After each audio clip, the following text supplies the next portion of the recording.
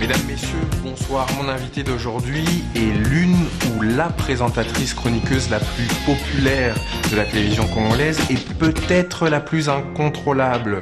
Diva volcanique dans toute sa splendeur, il ne se passe pas un mois sans qu'elle ne fasse parler d'elle, de ses saillies verbales et de sa verve. Son humour, ses coups d'éclat me font entrevoir une émission très pimentée. Je vais la rejoindre. Noëlla Madinga, bonsoir. Bonsoir Jean-Pierre Lézy. Comment vous allez? Ça va, très bien, merci. Je vous laisse le choix, comme de tradition, entre le vouvoiement et le tutoiement. Oh, c'est du pareil au même, hein. Moi je me sens bien sur ce plateau, il est si beau. Certes, mais là je vous parle de moi. On se tutoie ou on se vouvoie? Comme vous voudrez, on se tutoie alors c'est encore mieux, je trouve. On se connaît un peu, non? Oui, un tout petit peu, oui.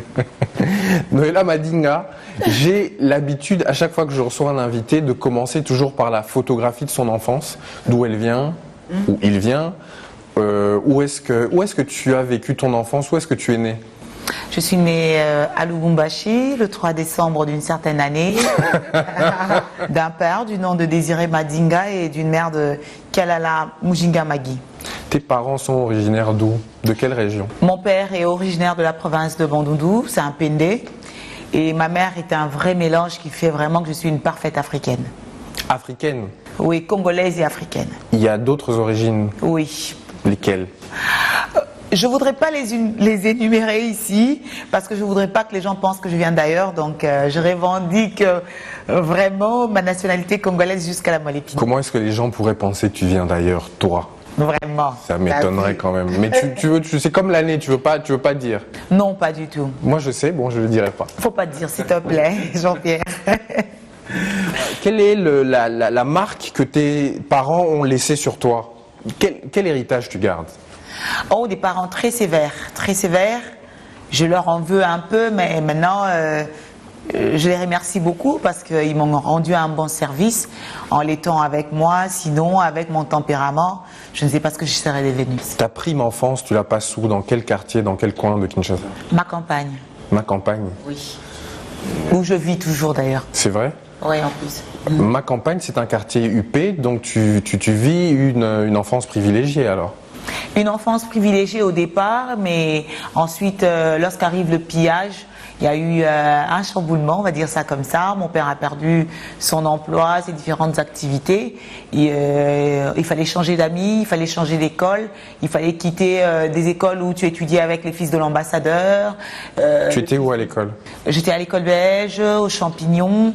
C'était des écoles pour quand même enfants privilégiés. Et puis, lorsque le pillage arrive, mon père ne peut plus vaquer librement à ses occupations compte tenu de celles qu'il avait avant. À quel moment de ce parcours tu t'intéresses aux médias, à la radio? Parce que tu as commencé par la radio. Oui. Cela va d'abord de l'amour de la musique, parce que mon père est guitariste, il était séminariste. Ceux qui ont étudié au petit séminaire de Kinzambi le connaissent sous le nom de poète, Madinga. Et c'était un artiste, et alors la guitare, les chansons de Brassens, c'était mon enfant, les Beatles, John Lennon, ça c'était vraiment ce qu'on écoutait au quotidien. Et vraiment, rapidement, j'ai aimé la musique, je me suis intéressée aux médias, surtout à la radio, qui depuis toujours a été... j'ai toujours aimé la radio, j'ai toujours beaucoup aimé la radio. Et voilà, c'est de là que... C'est à quel âge que tu commences? Je te demanderai pas en quelle année. Très tôt, parce que lorsque je suis née, mon père était artiste, et tous les week-ends d'ailleurs, il jouait à l'hôtel Okapi, c'est là que j'ai eu la chance de rencontrer certaines célébrités, parce qu'il y avait comme ça des petites soirées qui étaient organisées où pour s'amuser, on pouvait gratter de la guitare, tu pouvais voir Santos dans un coin, Chalamwana dans un autre. C'est très vite je suis entrée dans ces milieux-là. Et qu'est-ce que tu fais à la radio exactement quand tu commences? Quel type d'émission tu présentes? Une tranche d'animation libre, et ça a été facile pour moi de m'adapter parce que la musique, je la connaissais quand même et je m'y intéressais déjà avant, donc voilà. La radio pour moi a été facile à apprendre parce que j'en avais la passion. Tu fais de la radio pendant combien de temps avant de rentrer à la télé? 5 ans, j'ai fait un break, je vais faire de la télé, je m'amuse pas. Ensuite, je reviens pour 4 ans encore et ensuite je passe à la télé. Pourquoi ta première expérience télévisuelle ne t'amuse pas? Parce que c'était pendant les vacances et je suis allée sur Canal Kin. C'était avec tonton Jaco d'Amour que je salue. Et c'était pas amusant parce que par exemple il fallait surveiller la manière dont on s'asseyait, tout ça. La radio vous donne un pouvoir, une liberté que ne vous procure pas la télévision. C'est un média beaucoup plus mystérieux que la télévision. De très loin plus mystérieux et magique, tout simplement. Avant que tu nous narres donc ton parcours télévisuel, il y a une rubrique dans cette émission qui s'appelle Les Éditos et chaque semaine je prends un sujet qui me parle, qui m'intéresse et je m'exprime dessus. Et cette semaine c'est un sujet qui va t'intéresser au plus haut point, c'est les Mabanga dans la société congolaise. Et on se retrouve juste après pour avoir ta réaction. Les Éditos.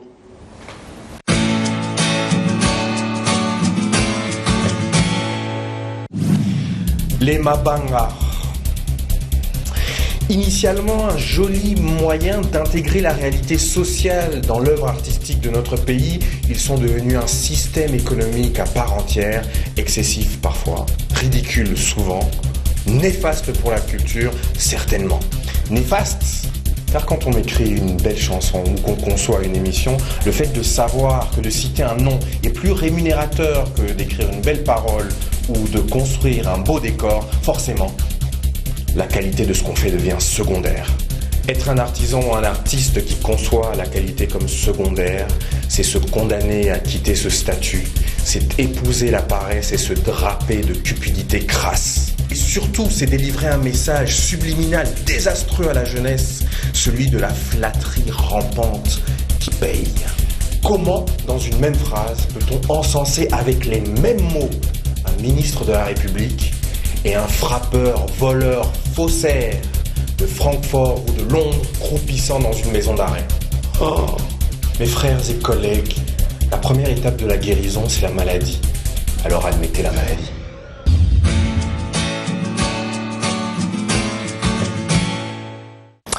Alors Noëlla, évidemment, avec un peu d'appréhension, mais beaucoup de jubilation, je vais te demander ton avis sur mon édito de cette semaine.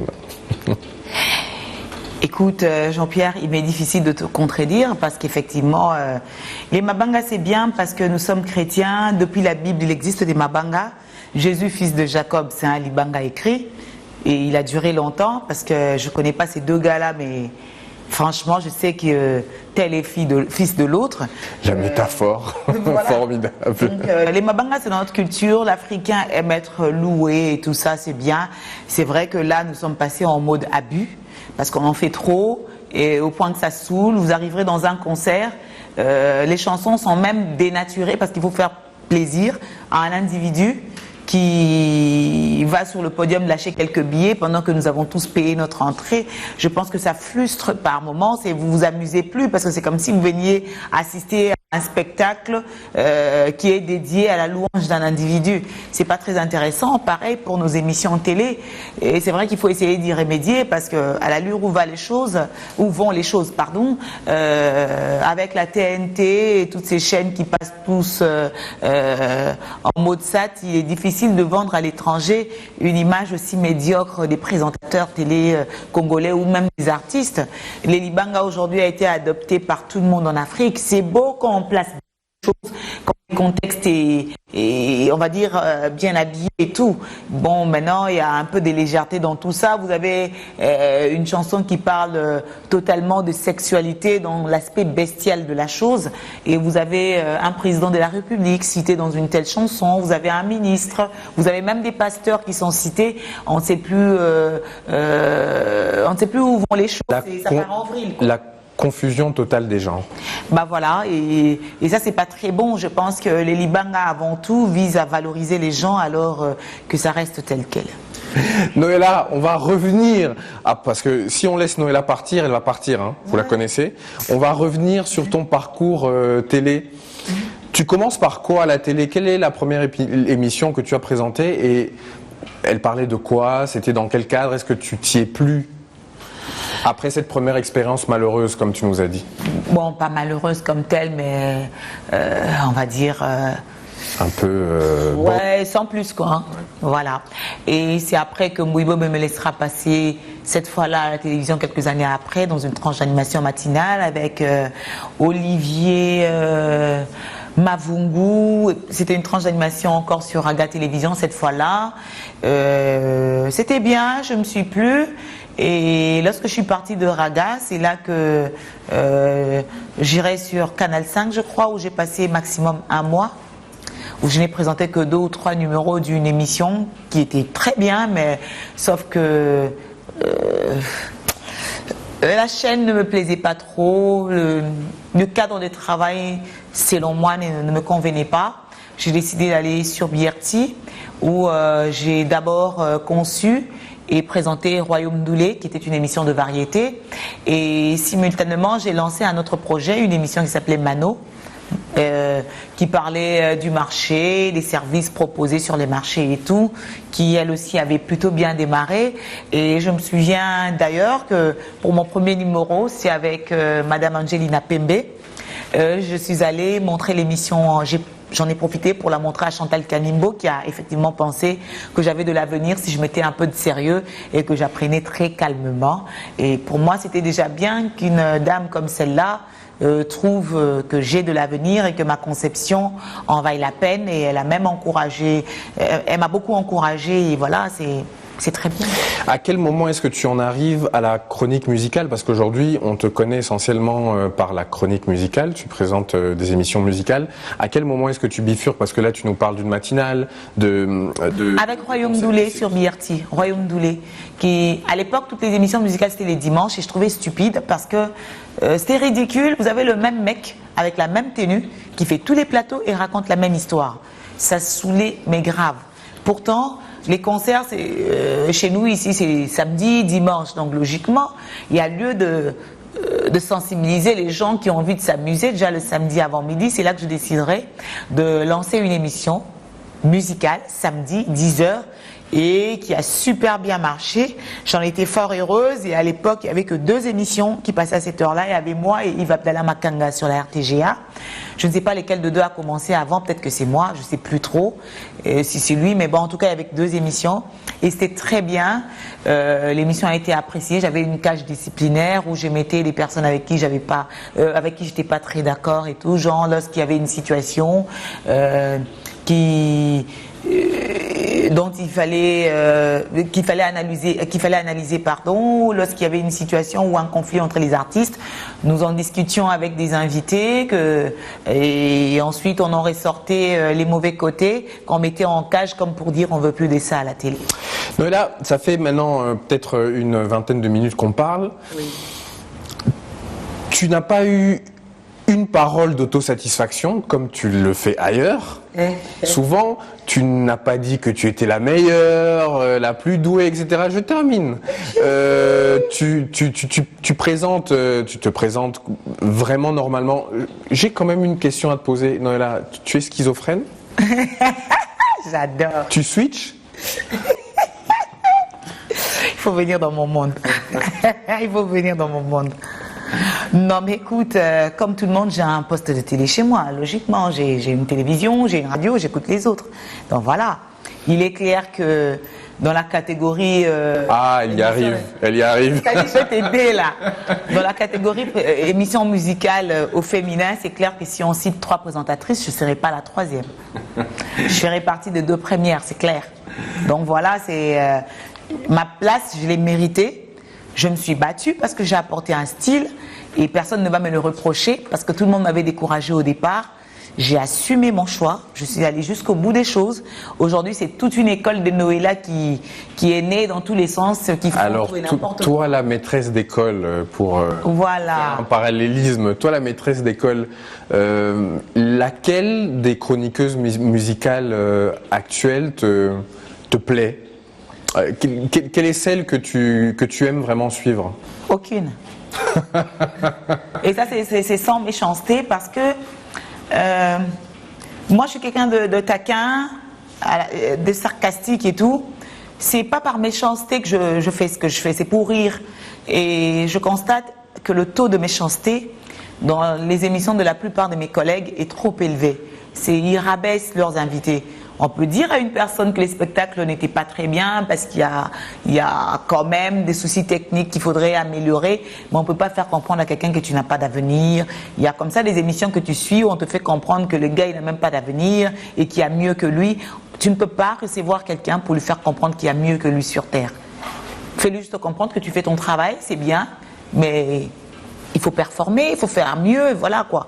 Et la méchanceté que mes collègues mettent dans ce qu'ils disent aux invités, j'aime pas. Et dans les artistes, évidemment, moi j'entends ce qui se passe. Tu as parfois certaines bisbilles avec les uns les autres. Moi qui suis pas branché spécifiquement, qui suis pas un chroniqueur musical, j'observe beaucoup d'histoires, beaucoup de mésententes, beaucoup de disputes entre les artistes, entre les présentateurs télé et les artistes, entre les artistes eux-mêmes, etc.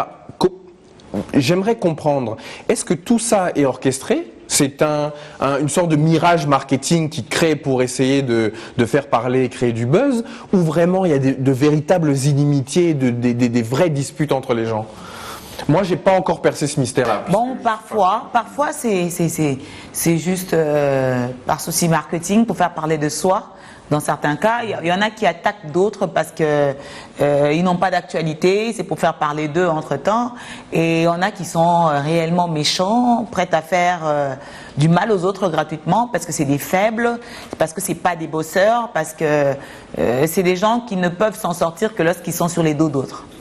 Et c'est de ça qu'est faite la télé congolaise, des personnes très faibles, qui ne peuvent rien faire sans y mettre une seule dose de méchanceté. Noëlla, avant de lancer la rubrique reportage, j'aimerais que tu essaies de faire court parce que c'est un sujet brûlant. Qu'est-ce qui s'est passé avec Digital ? Rien du tout. C'est comme une femme avec qui on a passé trop de temps. Lorsqu'on l'aime plus, on l'aime plus, c'est tout. C'est qui la femme? C'est toi ou c'est Digital? C'est Digital, voyons. Je serai un mec, je serai un macho. Non, mais Digital, c'est quand même 6 ans et demi de ma vie professionnelle. J'avais besoin de changement, d'évolution. Et Cité des Stars, c'était bien au départ parce qu'il fallait imposer un style. Je n'ai pas accepté de travailler à Digital par amour, non. J'ai accepté de travailler par challenge parce que Digital m'a contacté pour le job. J'étais heureuse. Mais le jour où je suis allée, l'accueil n'était pas terrible. J'ai rencontré des gens que je n'avais jamais vus de ma vie, mais qui étaient inutilement méchants avec moi. Alors, comme je suis une vraie bagarreuse, j'ai accepté le job pour leur montrer qu'on ne s'en prenait pas aux gens qu'on ne connaissait pas parce qu'en fait, on n'en connaît pas la force. Un vrai ennemi, un vrai adversaire, il faut l'évaluer. J'étais choquée d'arriver pour la première fois. C'est la nouvelle présentatrice. Ouf, elle a une sale gueule. Et d'ailleurs, elle passe pas bien à l'écran. Et puis, est-ce qu'il y a au Kokango? Chada ou t'allais à Kokango, Kingani ou t'allais à Kokango, j'ai regardé, j'ai dit, ah bon. Ça tombe bien, dans nos zones, on a encore. Dans le Kokango, dans le Bongo, on peut dans le Tikango. Voilà. Et c'est ce que j'ai fait. C'était, j'ai voulu m'offrir une dose de Weni Widi Wichi. Je suis venue, j'ai vu, j'ai vaincu, voilà quoi. J'ai trouvé un programme qui était en souffrance. Je me suis battue pour l'imposer. J'ai apporté ma dose et j'ai même incarné le programme pendant tout ce temps parce que aujourd'hui, personne ne se souvient de la douzaine de présentateurs passés avant moi. Les gens pensaient même que c'était mon émission. Et ce n'était pas la mienne du tout. Je l'ai trouvée. Avant moi, il y a eu des gens. Mais avec mon tempérament, j'ai imposé mon style. C'est vrai aussi, c'est avec l'accord des chefs, qui sont des professionnels des médias, il faut les reconnaître, hein, des gars comme Kitenge Kinkumba, Séverin Bamani, Jackie Beto Kongeli, qui est une référence pour toute l'Afrique centrale. C'est la première présentatrice télé d'Afrique centrale à avoir réalisé tout ce qu'elle a réalisé, même au niveau de l'étranger, c'est pas n'importe qui. Je pense que lorsque tu arrives à un endroit, même s'il y a 5-6 collègues faibles qui te détestent, mais quand tu as pour chef Frédéric Kitenge et Jackie Beto Kongeli, il y a de quoi être fier, il y a de quoi bosser. Et puis, la personne qui avait fait appel à moi, c'est Salomon Bimancha, qui n'est pas n'importe qui dans les paysages audiovisuels congolais. Je pense que je me devais d'honorer ces personnes qui ont décelé en moi un talent qui pouvait servir cette chaîne. Bon, maintenant, au bout de 6 ans et demi, Au final, c'est une séparation, mais sans haine. Voilà. En tout cas, je les hais pas du tout, pas du tout, pas du tout. Elle n'était faite ni d'amour ni de haine. Pour moi, c'était pour le travail. J'ai fait ce que je pouvais faire. Maintenant, j'ai des ambitions, j'ai des émissions en souffrance. Et c'est pas ma chaîne. Je pouvais pas demander 5-6 émissions à présenter ou quoi que ce soit. Ou demander à ne plus faire l'émission pour laquelle on m'a engagé. Parce qu'il faut être clair. Je ne pouvais pas imposer mes autres émissions pour la simple et bonne raison que j'ai été engagée pour présenter Cité des Stars au départ. Donc voilà, c'était ça le deal. Donc et je ne pouvais pas, c'est pas ma maison. Maintenant, il y a Bravo l'artiste. Avant d'arriver, on va avoir tout le temps de parler de Bravo l'artiste et de tes projets, mais juste avant, on va retrouver, je suis allé cette semaine voir une femme très courageuse et très volontaire qui s'occupe d'un orphelinat qui s'appelle Matumaini, pardon. Cette femme, c'est Nouchka Texera. On a été voir ce qu'elle fait, comment elle répare ses enfants pour essayer de leur donner un départ meilleur dans la vie que ce qui était prévu. Et on se retrouve juste après pour parler de tes projets et terminer cette excellente demi-heure ensemble, Noëlla. À tout de suite.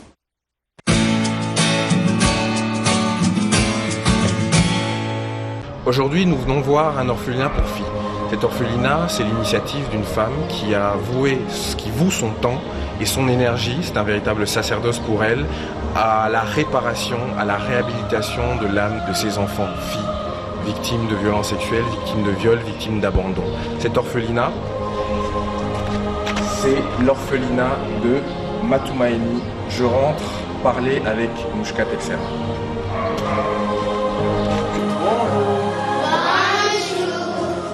Il y a 10 ans, je suis revenue quelques fois en vacances et tout, mais je trouvais assez étonnant et choquant de voir autant d'enfants dans les rues de Kinshasa. Et moi, j'avais dans ma tête l'idée de cette solidarité qu'on avait entre nous ici à Kinshasa. Nouchka, ici, on est dans le début de la deuxième phase de ton projet. Donc, c'est la salle d'alphabétisation que tu es en train de mettre en place. J'aimerais que tu nous expliques un peu l'idée. Voilà, dans le centre Matumaini, aujourd'hui, j'ai une trentaine de jeunes filles que je scolarise déjà. Avec le centre d'alphabétisation, aujourd'hui, ce que j'aimerais faire, c'est pouvoir donner accès à l'éducation aux jeunes filles qui sont dans d'autres centres qui n'ont pas les moyens d'aller à l'école et des jeunes filles de la rue.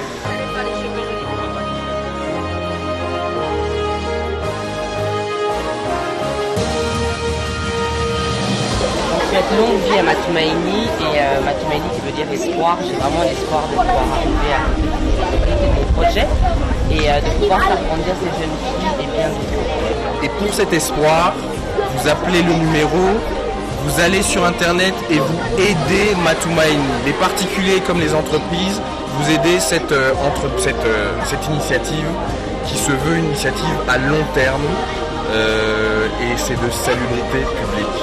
Merci Nouchka, à bientôt. Merci à toi.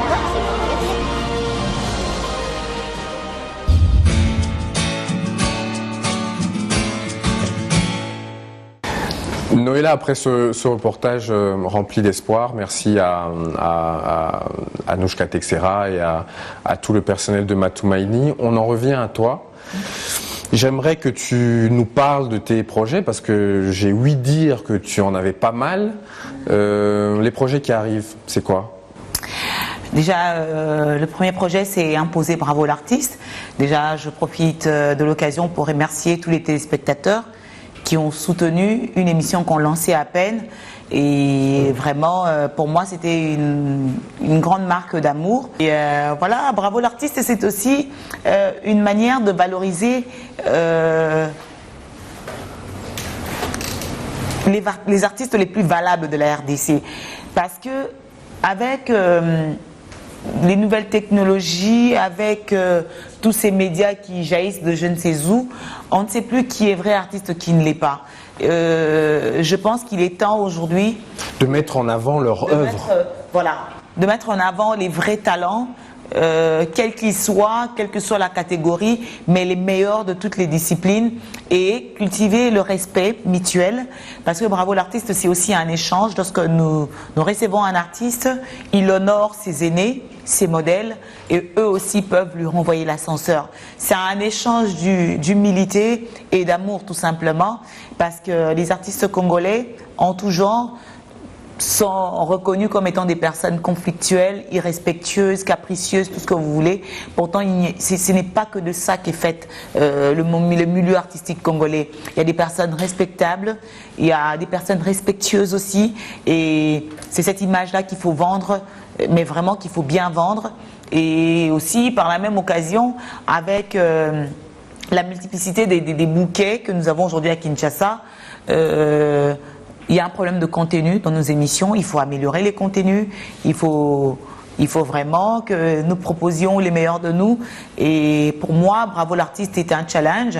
Et c'est un déclic que j'ai eu après la présentation d'une émission que j'ai eu l'honneur de présenter grâce au choix porté sur ma personne par Thierry Cordier-Niansa, et merci à Sarah Fanida Cruz qui m'a inscrit sur ce casting, et JPK, et je me suis rendu compte qu'on faisait très mal certaines choses et qu'il était temps que je me réveille, ou que nous nous réveillions et que nous proposions autre chose. Et heureusement pour moi, il y a Tanguy Matundu qui est dans l'événementiel et qui s'y connaît, donc c'était le moment de lancer ce projet. Et merci à Digital Congo qui en fait a lancé Bravo l'artiste, qui aujourd'hui passe sur B1 notamment, et Baraka Télévision. Merci à l'ambassadeur Moutamba, à Serge Kayembe, Moadian Vita, et à toutes ces personnes qui soutiennent en diffusant gratuitement ce programme d'ailleurs pour soutenir l'initiative.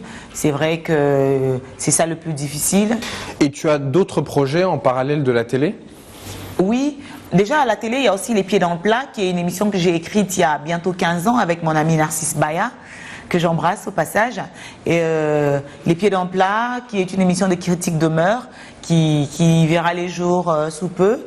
Et on y travaille déjà. Il y a déjà des reportages que j'ai déjà en boîte, qu'il faut juste bien habiller et mettre dans leur contexte. C'est une émission qui me sortira de mon registre habituel et qui sera un carton, ça je le sais, et ça sera un vrai carton et ça me vendra autrement. Voilà, c'est juste que je puisse bien présenter la chose et ça se fera, que les gens me fassent confiance, et voilà, ça sera bien. Et il y a une autre émission qui passera sur B1 très bientôt, qui sera une forme de journal de l'actualité culturelle. Merci à l'ambassadeur Jean-Pierre Moutamba, au DG Guy, à tout le monde de me faire confiance. Et puis voilà, il y a aussi ma maison de production qui va voir le jour avec mon complice Tanguy Matundu, encore une fois. Azuma Bangé Belé, hein. Makassi. C'est tonton Tanguy. Makassi. Et puis il y a un réalisateur que je vois dans le coin là, que j'ai envie de tuer, mais dont j'ai besoin.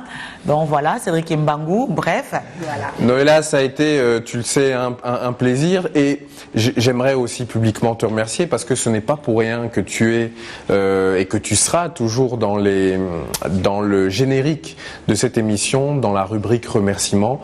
Tu as été pour moi une grande aide, une grande épaule, et publiquement, comme je l'ai déjà fait avec Jean Goubal, je t'en remercie sincèrement.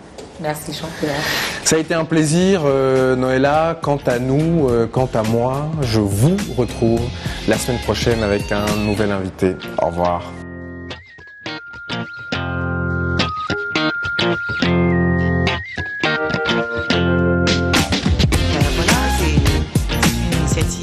À encourager, je lui souhaite bonne chance. Je sais que cette émission ira très loin et aura un succès fou, et surtout la qualité de ses invités qui vous pousse à vite venir sur son plateau, et la beauté de tout ça, une équipe performante, fraîche, jeune et vraiment professionnelle. C'est super de travailler dans de telles conditions.